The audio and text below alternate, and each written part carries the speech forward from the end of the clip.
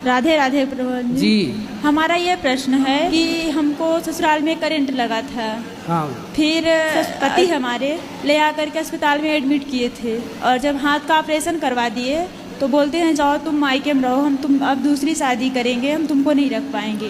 Current कैसे लगा आपको? घर में फिटिंग नहीं थी तो लगा था। तो ये आपका हाथ उसी करंट में चला गया?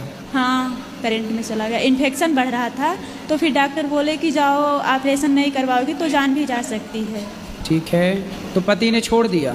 पति बोलते हैं कि अब हाथ कट गया, तुमको हम नहीं रख पाएंगे, अपनी दूसरी शादी करेंगे, तुमको जो करना है वो करो।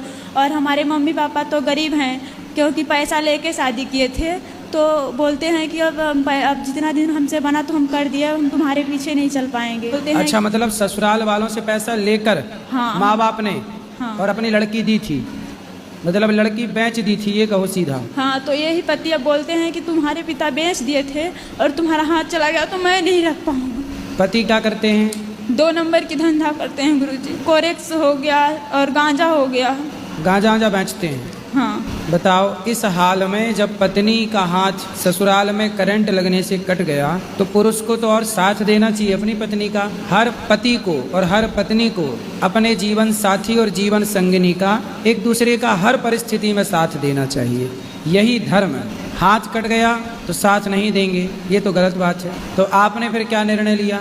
मैं तो ये बोलती हूँ कि जब तुम्हारे घर में हमारा हाथ का ऑपरेशन हो गया तो तुम्हारे द्वारा हमको जो हो जाएगा तुम्हारे लिए सही है, लेकिन तुम हमको अपने घर में और अपने साथ में रखने के लिए रेडी तो हो जाओ। तो बच्चे हैं आपके? नहीं, अभी बच्चे नहीं हुए। शादी की कितना टाइम हो गया?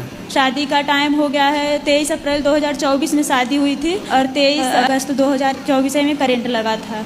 और इसके बाद फिर जनवरी से हमको ले जा करके मायके में छोड़ दिए, घर के पछीत थी गैधुरिया के समय में। और तब से हमारा नंबर ब्लॉक लिस्ट में डाल दिए, कांटेक्ट में नहीं है। कितनी उम्र है आपकी? हमारी उम्र इस समय 22 वर्ष की है। तो आपके माँ बाप ने आपको कितने रुपए में बेचा था?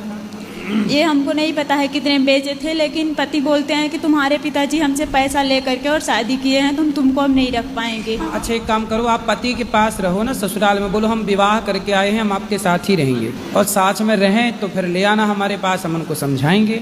वो तो जब मैं ये बोलती हूँ कथा उथा के बारे में तो वही बोलते हैं कि तुम पागल जैसे बात करती हो, तुमको जो करना है तुम वो करो, हम तुम्हारे साथ में नहीं, तुम्हारे मतलब उनके हिसाब से कथा सुनना पागलपन है। हाँ। और गांजा बेचना सही है। हाँ। देखो जरा, खुद 2 नंबर ही है, गलत। और सही काम के लिए कथा वही लोग नहीं सुनते, धर्म से वही लोग नहीं जुड़ना चाहते जो स्वयं पापी हैं या अधर्मी हैं। जो गलत रास्ते पर चल रहे हैं उनको सही रास्ता क्यों अच्छा लगेगा?